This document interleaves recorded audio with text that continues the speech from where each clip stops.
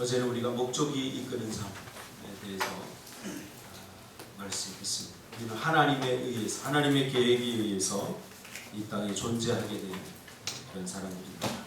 오늘은 두 번째 시간입니다. 우리는 우연의 산물이 아니다. 오늘 그 본문에 나온 말씀 같이 읽겠습니다. 이사야 44장 1절 시작. 야곱아, 너를 창조하신 여호와께서 이제 말씀하시느니라. 이스라엘아, 너를 조성하신 자가 이제 말씀하시느니라. 너는 두려워 말라. 내가 너를 구속하였고 내가 너를 증여하여 불렀나니 너는 내 것이라. 예. 우리가 살다 보면 내가 잘못 태어났다, 내가 잘못 태어난 건 아닌가 그런 생각을 누구나 한 번쯤 다 하게 됩니다. 나 같은 사람을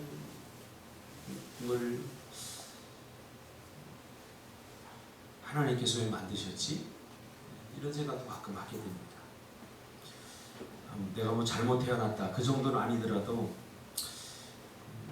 나 같은 사람 어디에 쓰려고 하나님께서 이 땅에 존재하게 하는지 그런 열등감이 다른 사람들과 다른 사람들의 인생과 비교가 되면서 다른 사람들이 가지고 있는 그런 재주들, 재능들, 또 다른 사람들이 가지고 있는 좋은 그런 환경들, 다른 사람들이 가지고 있는 그 좋은 백그라운드, 이런 것들을 생각하면서 나 같은 사람은 이 세상에 없어도 되지 않을까, 이런 생각을 누구나 한 번쯤은 하게 됩니다.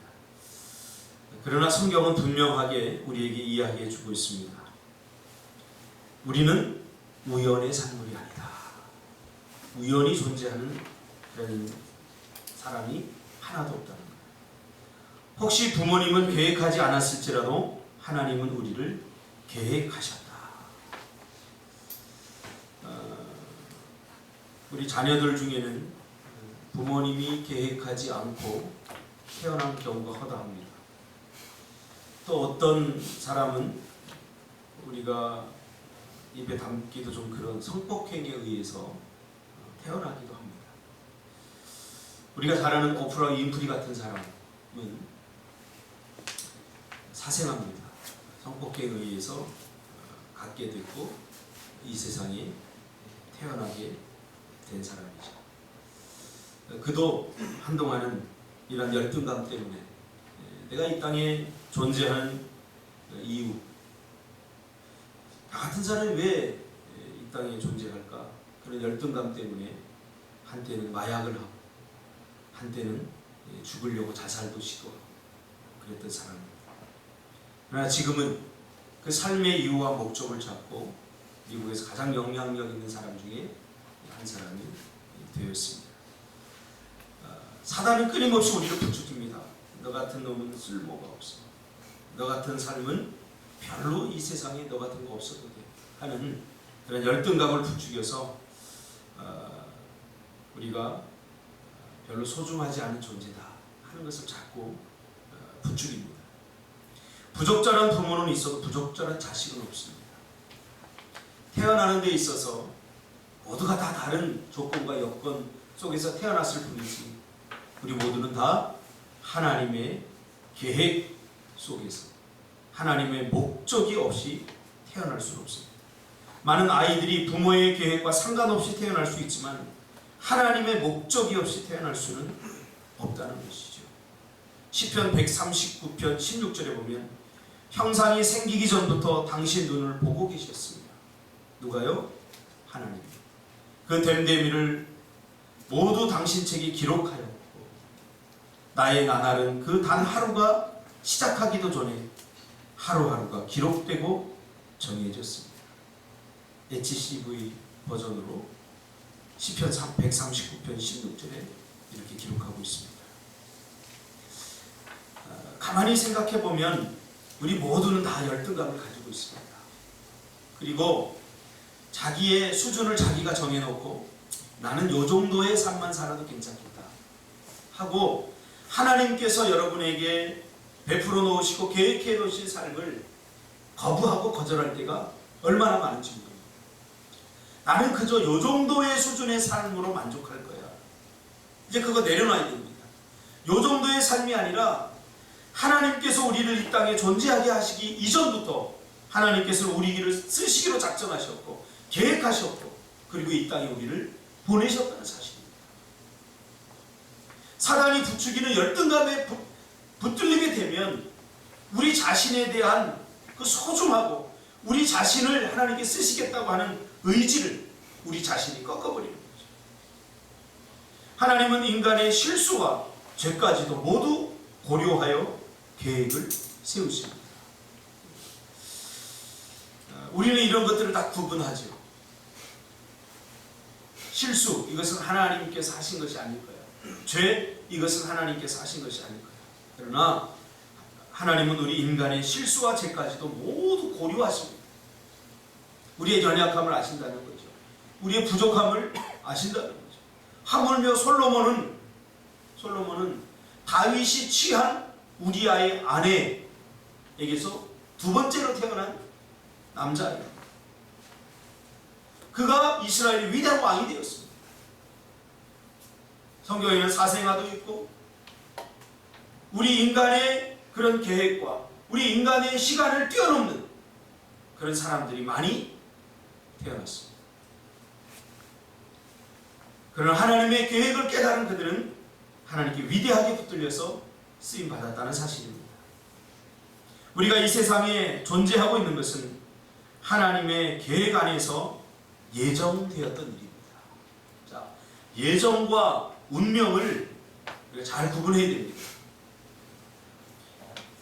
모든 것이 하나님의 계획 안에 있었다. 이것이 우리의 모든 운명은 이미 결정된 것이다. 그런 뜻은 아닙니다. 그래서 제가 이것을 어떻게 표현하고 있냐면 창조적 운명론 이렇게 표현하고 있습니다. 하나님께서 우리에게 방향을 결정해 주신 거지 모든 일종의 하나하나의 전부 모든 것까지 하나님께서 다 운명 지었다 그런 얘기는 아닙니다. 이미 하나님께서 우리에게 믿음을 주셨어요. 그 믿음으로 하나님이 계획해 놓으신 삶을 우리가 만들어 나가는 거죠. 그렇죠? 가장 좋은 예가 뭐냐면 가나안의 축복을 주신 거예요. 가나안의 복은 믿음으로 밟는 만큼 주시겠다고 한 거예요. 그렇죠? 가나안이라고 하는 인생의 방향을 주시고 그곳으로 달려가게 하시고 그 가나안에 가게 하셔서 그 땅을 믿음으로 도전하고 얻는 몫을 바로 나옵니다. 많은 사람들이 신앙생활을 하면서 하나님과 하나님의 계획을 잘못 이해를 해요. 그래서 모든 것이 운명 지어졌다. 내가 아무리 발버둥 쳐도 뭐 소용이 없다. 모든 것들이 다 이미 결정되었다. 이렇게 생각하기가 쉽습니다. 그게 아니라는 거죠.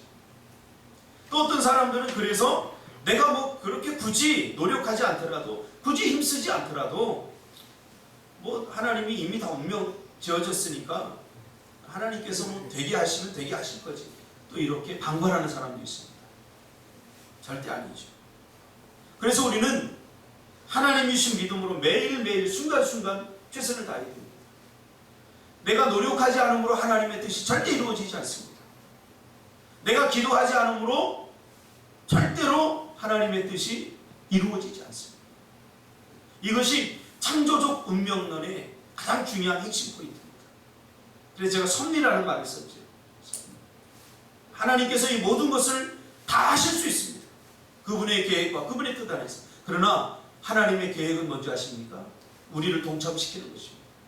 하나님이 능력이 없어서 하나님이 부족해서가 아니라 이 모든 하나님의 뜻을 이루는데 하나님이 우리를 동참시킴으로 인해서 우리에게 그 기쁨과 영광을 함께 누리기를 원하셨다는 거예요. 할렐루야.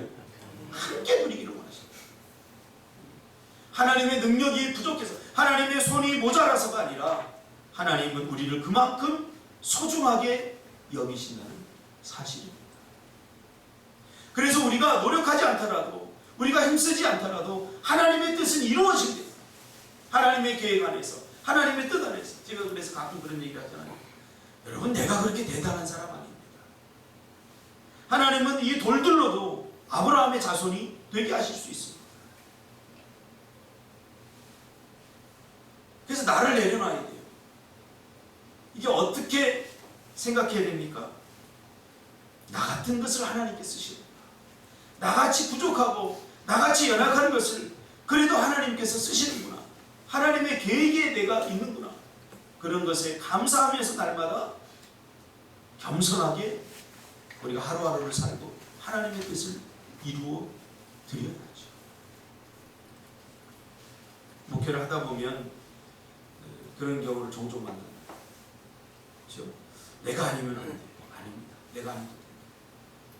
하나님은 하나님의 선한 계획 안에서 하나님의 뜻 안에서 우리와 함께 이 일들을 이루어 나가기를 원하신다는 것이죠. 교만을 내려놔야 돼요. 하나님은 우리의 실수와 죄까지도 모두 고려하여 계획하셨다. 우리가 세상에 존재하고 있는 것은 하나님의 계획 안에서 예정되었던 일입니다. 하나님이 우리를 만드신 이유가 있기 때문에 그분은 우리 삶의 모든 것을 미리 계획해 놓으셨습니다. 우리의 출생과 죽음의 시기, 우리가 태어날 곳과 하나님의 목적을 이루기 위해 우리가 거주할 곳이나 우리를 이 세상에 어떻게 보내실지도 결정해 놓으셨습니다. 즉 우리 삶의 어떤 부분도 합당한 이유와 목적이 있다는 말씀입니다. 그저 우연이 아니라는 거예요.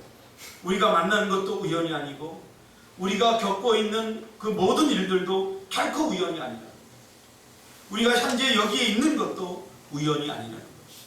자, 제가 하는 말씀을 운명론으로 받아들이면 안 돼요. 운명론. 모든 계획이 인간의 죄로 인해서 오염되고 파괴되어 가고 있는 거예요. 그래서 하나님께서 우리를 온전히 그 하나님의 계획을 온전히 이루어내기 위해서 하나님께서 우리를 부르셨다는 사실을 우리가 잊어서는 안 됩니다. 여러분 그러므로 망설이지 마세요. 우물쭈물하지 마세요. 우리가 부족하면 부족한 대로 하나님 지금 쓰시고 계신 거예요. 우리는 더 완벽하고 더 좋은 그런 조건들과 그러한 환경들을 요구하지만 하나님 앞에 끊임없이 하나님은 아니라는 거예요. 하나님은 우리를 부족하고 연약함에도 부르셨기 때문에 지금 이 순간 매일매일 순간순간 하나님 우리를 쓰시기를 원해요. 여러분 매일 쓰임받기를 주님의 이름으로 축복합니다. 아멘. 매일 쓰임받 매일 쓰시기를 원해요. 우리가 부족해요. 그러니까 우리가 완벽함을 추구하는 것은 하나님의 형상을 닮았기 때문에 당연한 것이지만 지금 현재 완벽함을 추구하는 것은 교만입니다. 제가 이 설교하는 자리에 완벽했었습니까? 아닙니다. 다듬어져 가는 거예요. 매일 저도 싸워요. 매일. 이 설교단에 설 때마다 내가 정말로 설교할 내가 자격이 있는 사람이다. 단 한순간도 내가 마음 편하게 이 자리에 선 적이 없어요. 그러면서 다듬어져 가는 거예요. 다듬어져 가는 거예요. 아, 내가 이렇게 설교해야 되니까 나도 이렇게 살면 안 되겠구나 하고 나를 다듬어 가는 거예요. 그래서 온전하게 만드시는 거죠. 내가 나중에 정말 완전하고 완벽한 삶을 살 때 그때 설교하겠다라고 하는 것은 하나님의 계획에도 없었고 하나님의 목적에도 없었습니다. 왜? 그 교만이죠. 인간은 완벽해질 수 없기 때문에. 그래서 하나님은 부족한 상태 이대로도 하나님 쓰시기를 원하신다는 거예요.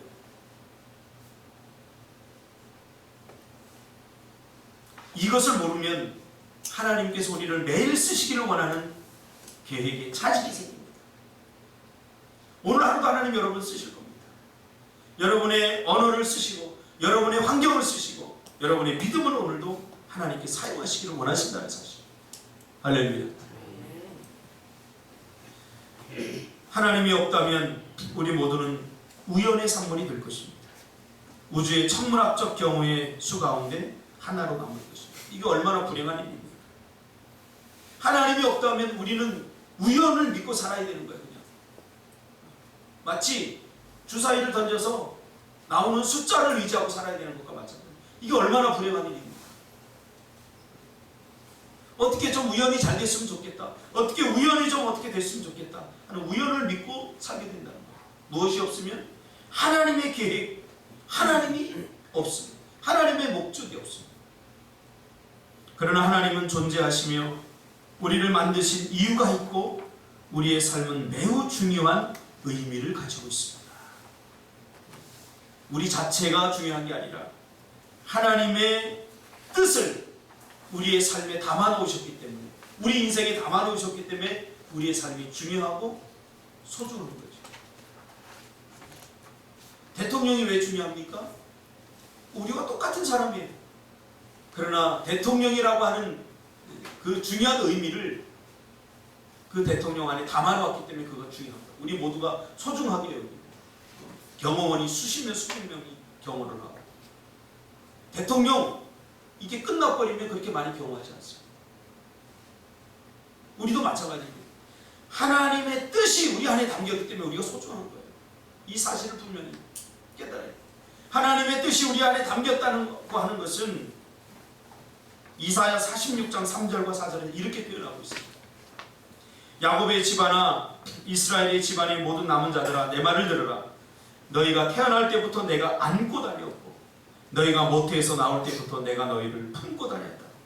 너희가 늙을 때까지 내가 너희를 안고 다니고 너희가 백발이 될 때까지 품고 다니겠다. 내가 너희를 지었으니 내가 너희를 품고 다니겠고 안고 다니겠고 또 구원하여 주겠다. 왜 하나님께서 우리를 안으시고 왜 하나님께서 우리를 품으시고 그리고 매일매일 구원해 주십니까? 우리는 하나님의 뜻을 이루는, 하나님의 뜻을 우리 인생 가운데 이루는 그런 선한 목적을 가지고 이 땅에 태어났기 때문에, 그래서 하나님이 돌보십니다. 왜 하나님 나를 돌보시지? 하나님의 뜻이 우리 안에 담겼기 때문에 그래요. 우리는 하나님의 뜻을 이룸으로써 우리는 의미가 있는 인생이에요. 우리가 이 땅에 살아가면서 하나님의 뜻을 이루지 않고 내 마음대로 내 뜻대로 산다면 더 이상 우리는 하나님이 품고 하나님이 안고 다니겠다라고 하는 이 약속을 우리가 보장받을 수 없게 되는 거죠. 그러므로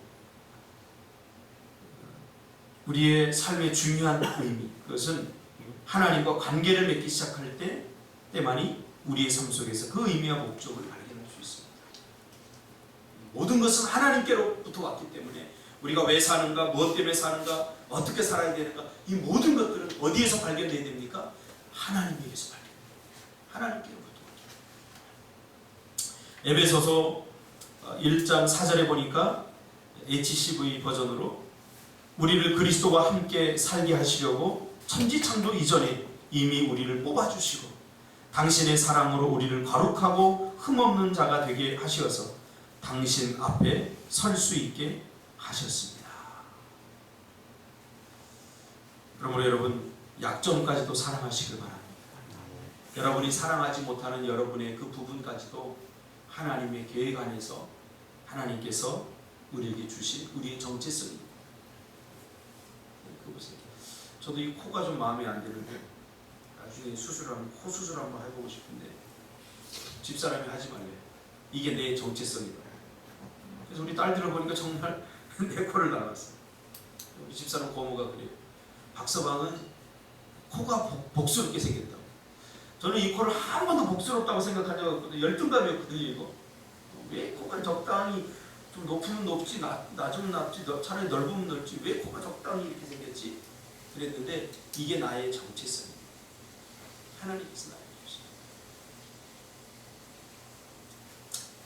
여러분 여기까지 하니까 밑에 거 여러분 안 하는 것 같아서 오늘 생각할 점, 오늘 하루 반복해서 생각하고 묵상해보겠습니다. 이 특세 동안에는 계속 여러분 이 질문을 해야 됩니다. 이 질문하면서 기도해야 됩니다. 그럼 여기서 끝나면 아무것도 안 됩니다. 삶으로 떠나는 질문. 첫째, 왜 살아야 하는지 의문이 생길 때는 어떤 때입니까? 왜 살아야 되지? 의문이 생길 때는 언제입니까? 한번 여러분 기록해보고 하루 종일 우리 묵상하면서 기도하면서 시간 날 때마다 한번 해보세요. 이제까지 당신이 살아야 하는 이유는 무엇이었습니까?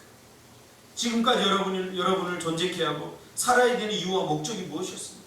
그것에 대한 진솔한 질문을 한번 해보시라는 거죠. 세 번째는 하나님이 나를 독특하게 만드셨다는 사실을 인정하면서 내 성격, 배경, 그리고 외모 가운데 내가 받아들이기 위해 노력해야 될 부분이 무엇입니까? 좀 마음에 안 드는 내 성격, 마음에 안 드는 내 부분도 있어요. 그러나 하나님은 그것까지라도 우리를 사용하신다는 거죠.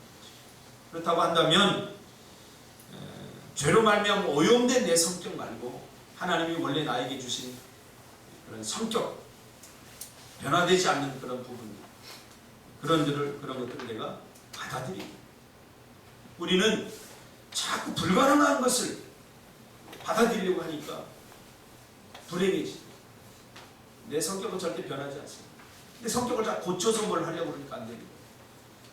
내 성격은 하나님이 나에게 주신 거기 때문에 절대 변하지 않습니다. 그래서 성질은 변합니다. 성질. 그래서 우리가 변하고 싶은 것은 성질이지, 성품이지, 성격이 아닙니다. 격은 하나님이 원래 우리에게 주신 겁니다. 그걸 받아들여야 돼요. 그래서 베드로는 베드로답게 쓰임을 받았고, 야고보는 야고보답게 쓰임을 받았고, 요한은 요한답게 쓰임을 받은 거예요. 다 똑같지 않아요. 성격이 다 다르기 때문에 거기에 맞게 쓰임을 받는 거예요. 이것을 이제 받아들이는 훈련을 해야 돼요. 나는 왜 저 사람 같지 않지? 왜 나는 저 사람처럼 좋은 환경에서, 좋은 배경에서 태어나지 않았지? 난 저 사람처럼 왜 외모가 그렇게 이쁘지 않지? 이제 이거 다 내려놔야 돼. 하나님이 나를 쓰시는 시점은 내가 이것을 받아들일 때 비로소 그때 시작이 됩니다. 환경도 마찬가지예요. 왜 나는 부유한 환경에서 태어나지 않았지? 이제 받아들여야 돼요.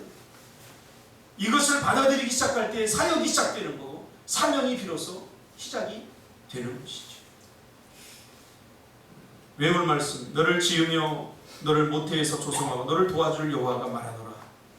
이것을 우리가 암송하고, 그 밑에 알버트 아인슈타인이 한 말이죠. 하나님은 주사위 놀이를 하지 않으시고 절대 우연히 일어나는 일은 없다라고 하는 사실입니다.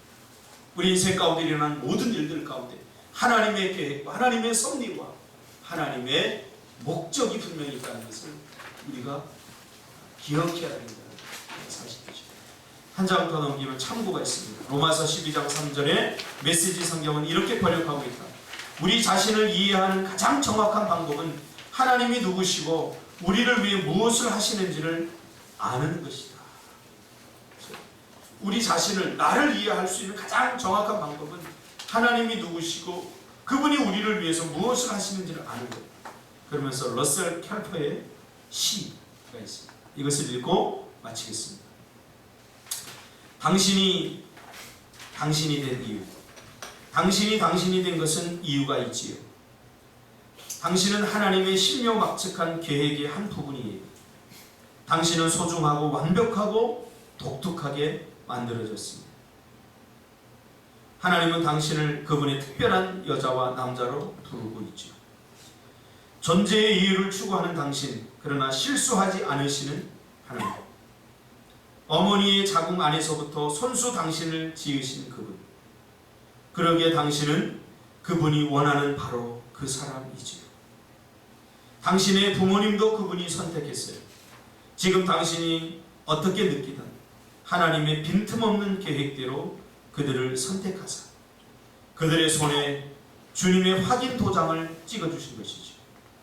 물론 당신이 당한 고통 견디기 쉽지 않겠지만 하나님 역시 당신이 마음 상했을 때 눈물 흘리셨어요. 하지만 그것을 통해 당신의 마음이 하나님의 형상을 따라 닮아가고 성장하길 원하셨죠. 당신이 된 것은 이유가 있지요. 주님의 지팡이로 지어진 당신. 당신이 사랑받는 당신이 된 이유는 하나님이 계시기 때문이죠. 기도하겠습니다.